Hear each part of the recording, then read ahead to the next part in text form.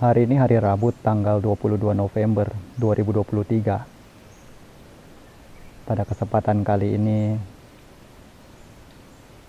mungkin akan menyampaikan lebih ke arah praktek Dhamma dibandingkan yang sebelum-sebelumnya. Karena kemarin-kemarin rasanya sudah cukup banyak untuk memberikan pandangan mengenai bagaimana caranya menjalani hidup agar dapat berjalan dengan lancar secara pandangan atau versi dunia yang ada, yang mana tetap tentunya perlu sesuai dengan Dhamma, karena jika tidak sesuai dengan Dhamma sudah dapat dipastikan sebesar apapun pencapaian yang diperoleh, setinggi apapun raihan yang ditorehkan, tidaklah akan memberikan kebahagiaan atau kepuasan yang berarti.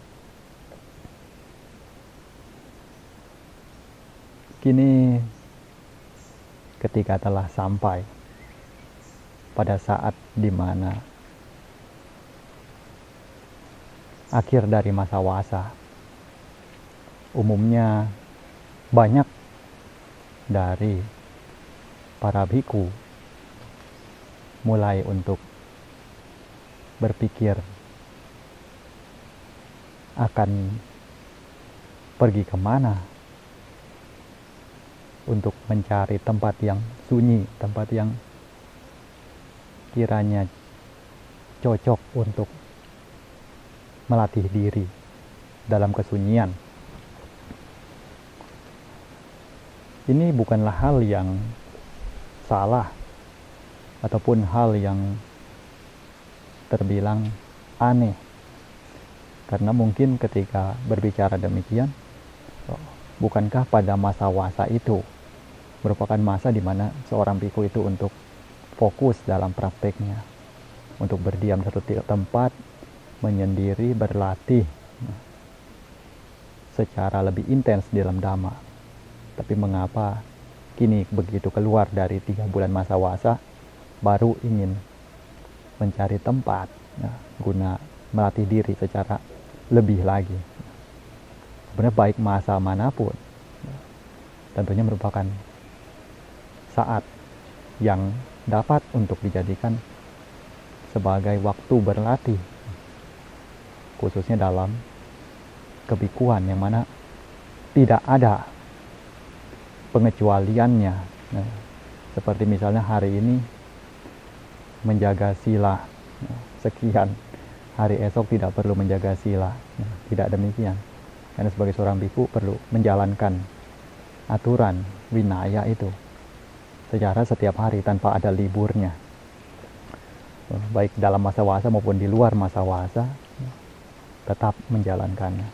Juga sama dengan mengembangkan praktek Dhamma secara lebih, baik di dalam masa wasa maupun di luar masa wasa, karena di zaman Sang Buddha pun di luar masa wasa juga banyak para bhikkhu yang berpergian untuk mencari tempat-tempat sunyi, tempat-tempat yang kiranya dapat untuk dijadikan sebagai sarana melatih cita bawana, seperti hutan-hutan yang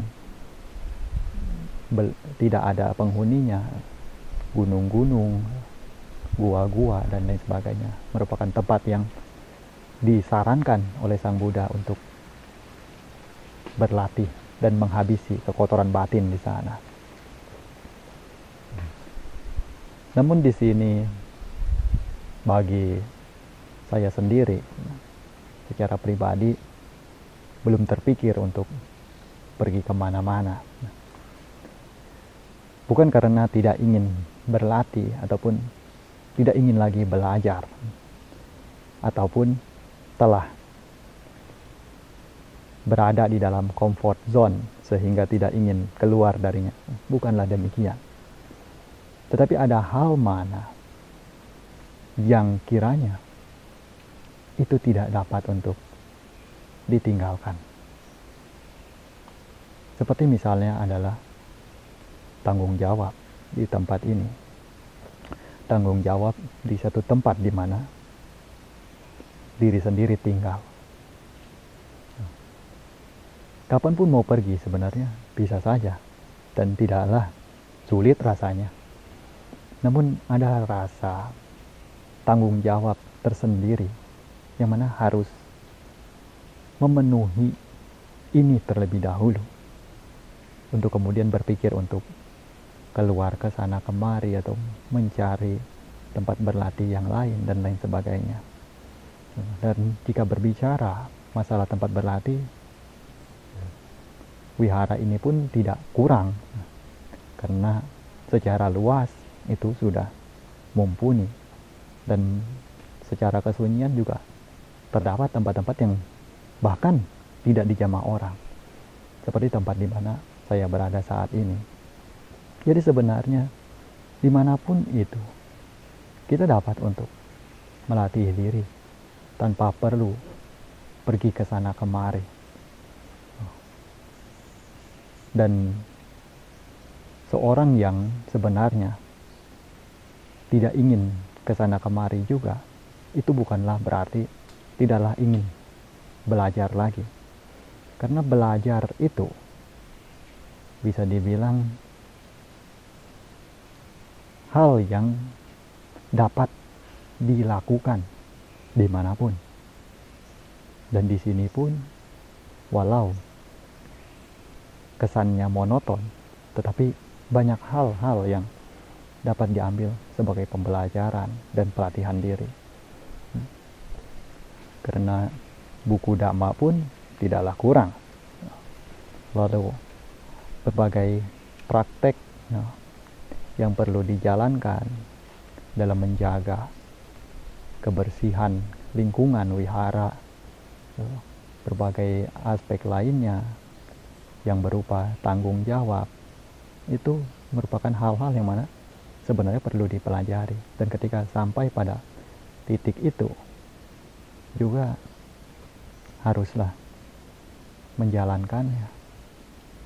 Seperti halnya ketika kita memperoleh sesuatu yang berupa hak atau keistimewaan, tentunya di balik itu semua terdapat harga yang harus dibayarkan. Dan harga itulah yang bisa dibilang sebagai sebuah bentuk tanggung jawab, sebagai bentuk konsistensi atau loyalitas yang memang harus dijalankan agar terciptanya keseimbangan antara hak dengan kewajiban. Karena menuntut hak saja tanpa melihat pada kewajiban yang harus dibayarkan setelahnya tidaklah benar. Yang mana dalam hidup ini tentunya dalam Dhamma sudah jelas bahwa ada sebab dan ada akibat. Hukum sebab akibat dari Dhamma inilah yang disebut dengan karma. Itu sudah jelas hukumnya dan jelas keberadaannya.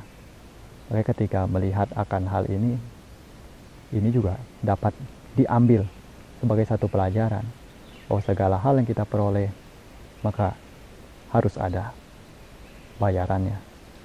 Walaupun bentuk tersebut tidaklah harus berupa bentuk materi dalam membayarkannya, tetapi ada hal-hal lain seperti waktu, tenaga, dan lain sebagainya.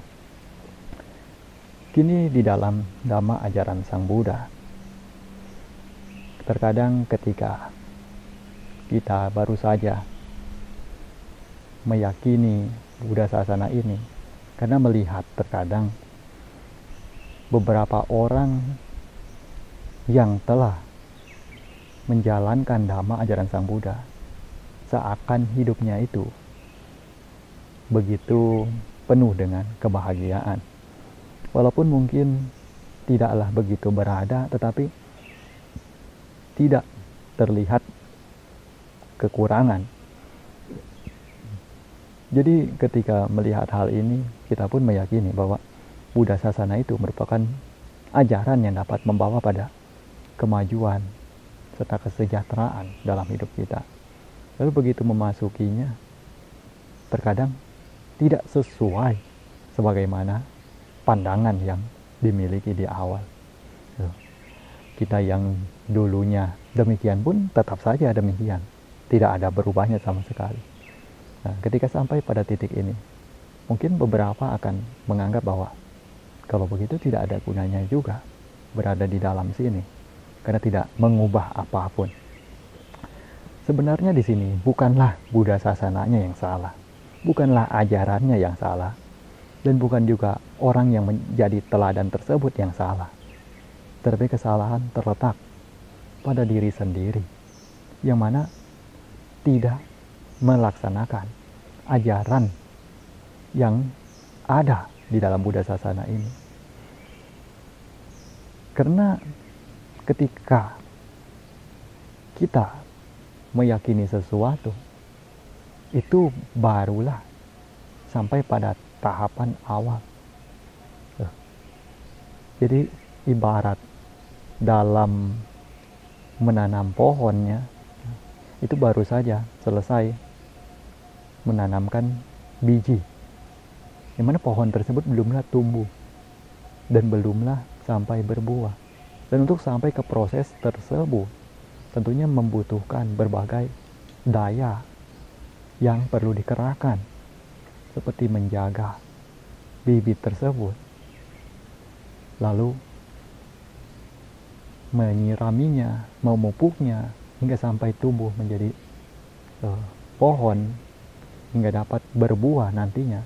Itu memerlukan berbagai kerja keras, dan disitulah yang dikatakan sebagai bentuk belajar. Nah, di dalam Buddha Sasana ini, belajar dan praktek untuk dapat menumbuhkan pohon itu dan menghasilkan buahnya yang akan dinikmati oleh diri kita sendiri. Dengan apa? Ya tentunya dengan menjaga sila yang baik, menjaga Pancasila yang merupakan aturan moral dasar bagi umat awam, umat berumah tangga.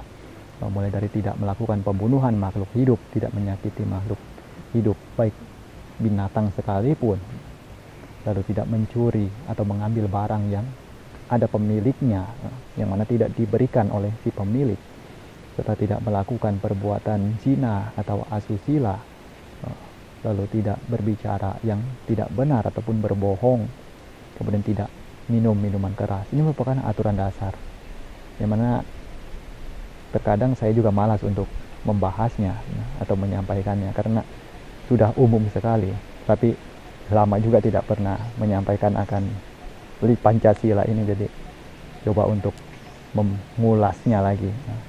Jadi Pancasila Buddhis ini adalah 5 aturan dasar bagi upasaka dan upasika, yang mana apabila dijalankan itu tentunya sudahlah pasti akan membawa pada kemajuan serta perkembangan dalam dirinya.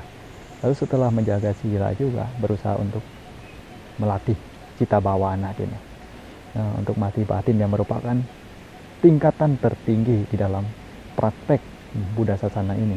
Itu adalah cita bawana yang sebagai jantungnya, di mana sama Sang Buddha, guru agung kita, juga mencapai penerangan sempurna di bawah pohon Bodhi juga dari praktek cita bawana ini, yang mana beliau duduk bermeditasi dengan kaki kanan ditumpangkan di atas kaki kiri, bersila, tangan kanannya di atas tangan kiri itu diletakkan pada pangkuan, kemudian duduk tegak, lalu memejamkan mata, hanya fokus pada nafas masuk dan nafas keluar, memusatkan perhatian atau sati sampajanya pada ujung hidung untuk mengetahui nafas yang masuk dan nafas yang keluar, hingga beliau mencapai pengetahuan dan mencapai penerangan sempurna dari sana.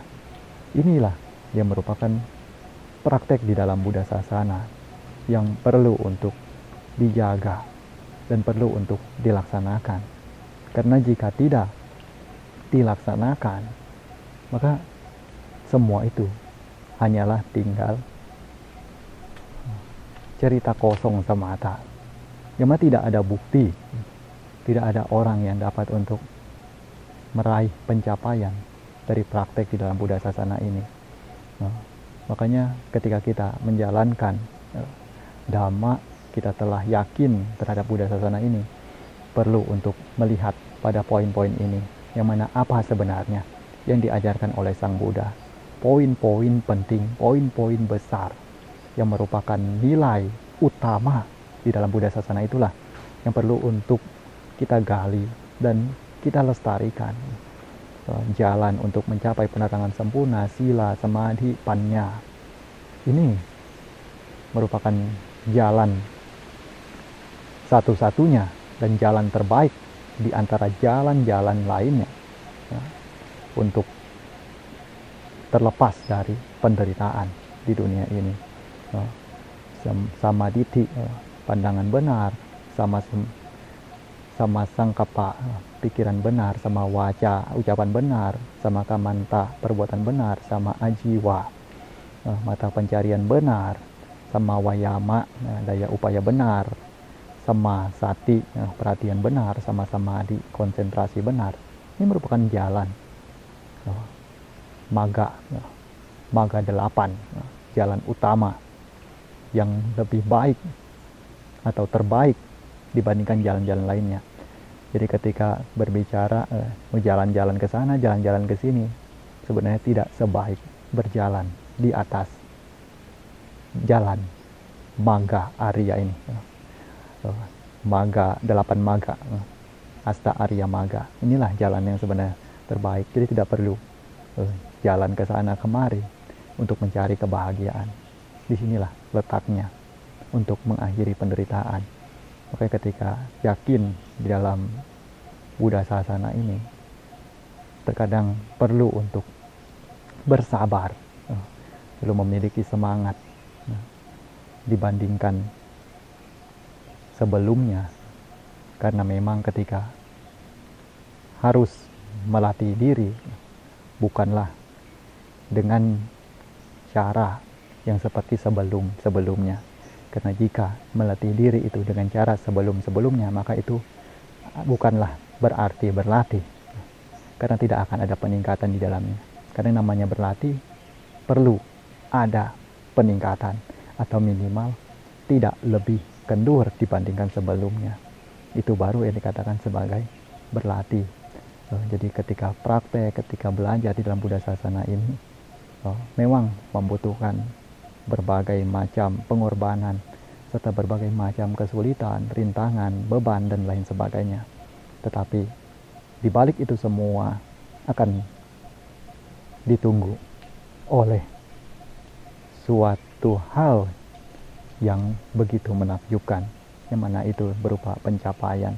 Makanya para kruba ajan, bahkan Sang Buddha sekalipun sudah meyakini bahwa siapapun yang melaksanakan praktek Dhamma itu dengan benar, dengan baik, maka sesungguhnya orang tersebut itu telah ditunggu oleh pintu Nibbana. Pintu Nibbana itu sudah menunggu di depan. Dia tidak perlu untuk memanggilnya ataupun meraung-raung atau meminta-minta. Jadi pintu Nibbana itu sudah akan menunggu dengan sendiri di depan. Makanya ketika kita praktek, kita yakin bahwa apa yang kita praktekkan adalah jalan yang benar, tidak menyakiti atau merugikan diri sendiri maupun makhluk lain, maka jalani itu. Dan niscaya itulah jalan yang akan membawa pada akhir dari penderitaan yang berupa kebahagiaan tertinggi untuk diperoleh di dalam kehidupan di dunia ini.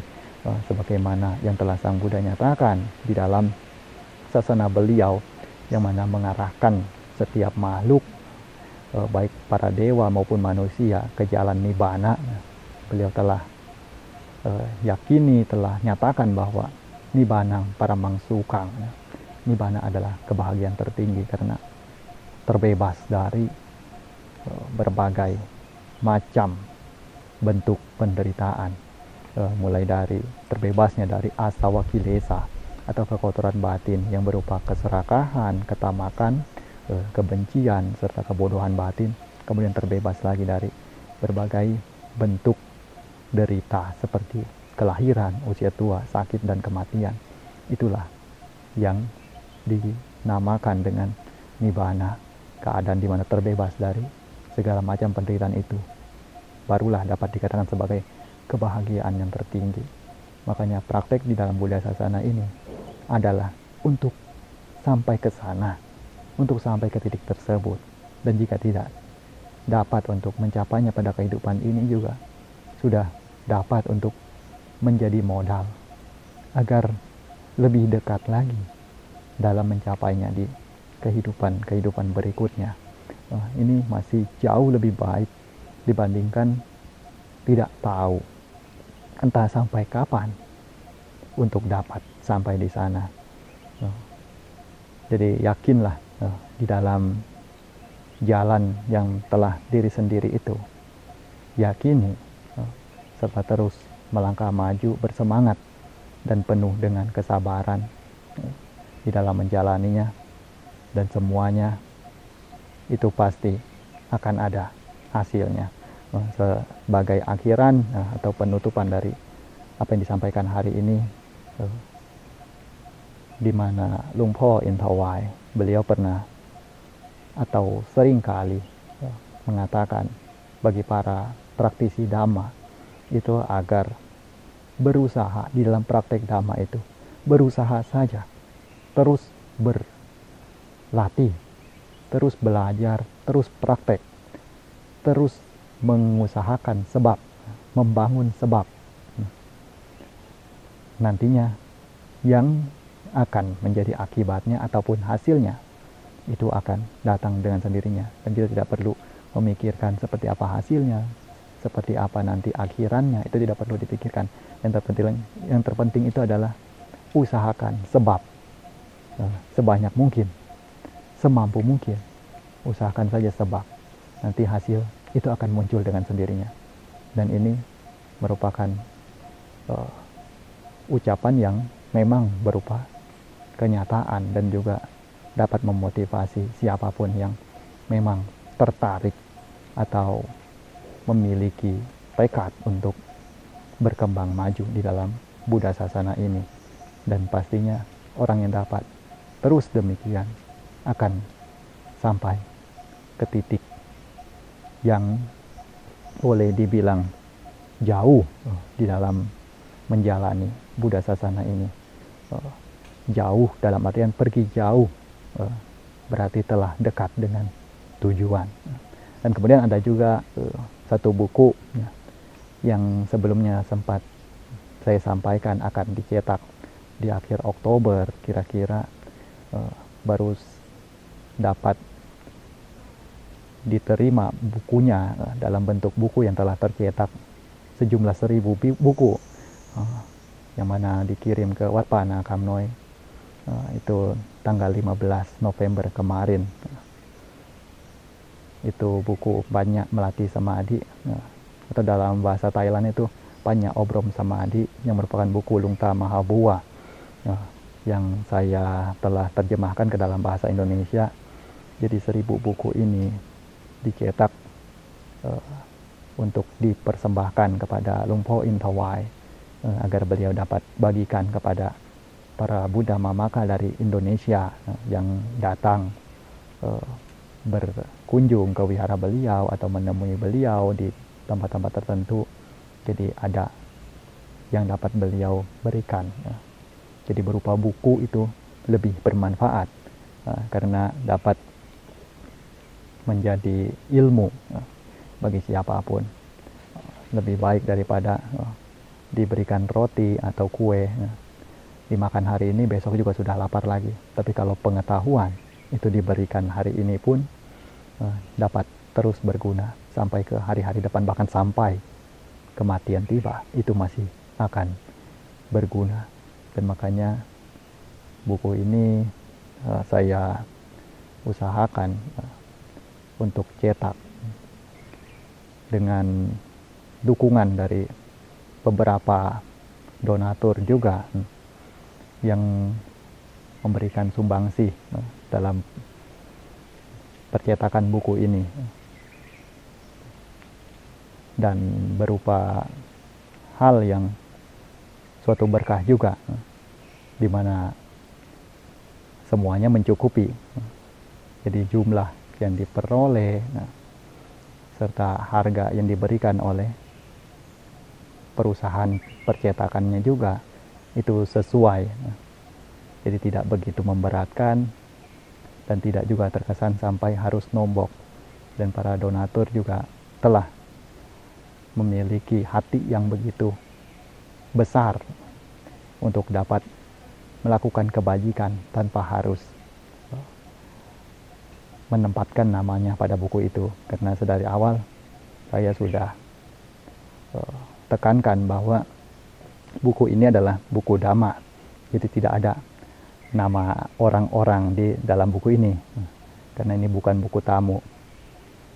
Makanya ketika sudah dikatakan demikian juga, mereka yang masih mau turut memberikan uluran tangan juga tentunya benar-benar dapat diakui sebagai orang-orang yang berhati besar, benar-benar meyakini bahwa apa yang dilakukannya itu, bantuan yang diberikannya itu, nominal yang dikeluarkannya itu merupakan suatu bentuk kebajikan yang mana akan menjadi miliknya sendiri, akan dituai oleh dirinya sendiri, dan akan membawa dirinya itu menuju pada kebijaksanaan yang lebih tinggi, karena memberikan ilmu pengetahuan, memberikan buku, tentunya itu akan menghasilkan kebijaksanaan. Semakin banyak orang yang membacanya, semakin banyak orang yang mengambil manfaat darinya, juga akan semakin besar pahala yang akan diperolehnya yang berupa kebijaksanaan. Atau menjadi seorang bahu saja. Bahu saja itu banyak mendengar, banyak belajar, itu bahu saja. Orang yang banyak belajar, banyak mendengar, itu dimanapun tidak akan malu, karena dirinya itu memiliki pengetahuan lebih. Sekalipun harus tinggal seorang diri, juga tidaklah takut, karena pengetahuannya itu telah penuh di dalam kepalanya. Jadi bagaimanapun orang tersebut, orang yang memiliki kebijaksanaan tersebut, yang memiliki banyak pengetahuan tersebut, tidaklah akan mati. Dia akan hidup, akan dapat untuk menjalankan hidupnya dengan pengetahuan yang dimilikinya itu. Ya mungkin hari ini kiranya ini saja yang dapat disampaikan. Semoga dapat menginspirasi para Buddha Mamaka untuk semakin yakin dan semakin maju lagi di dalam berpegang pada jalan Dhamma di dalam Buddha Sasana ini.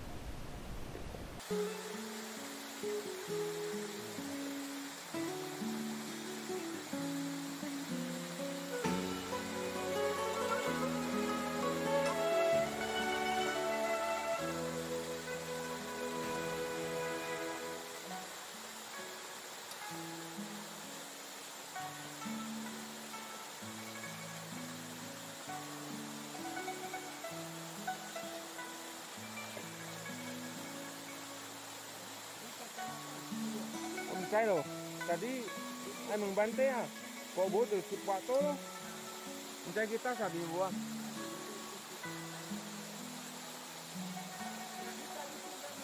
Nggak bisa gitu bante.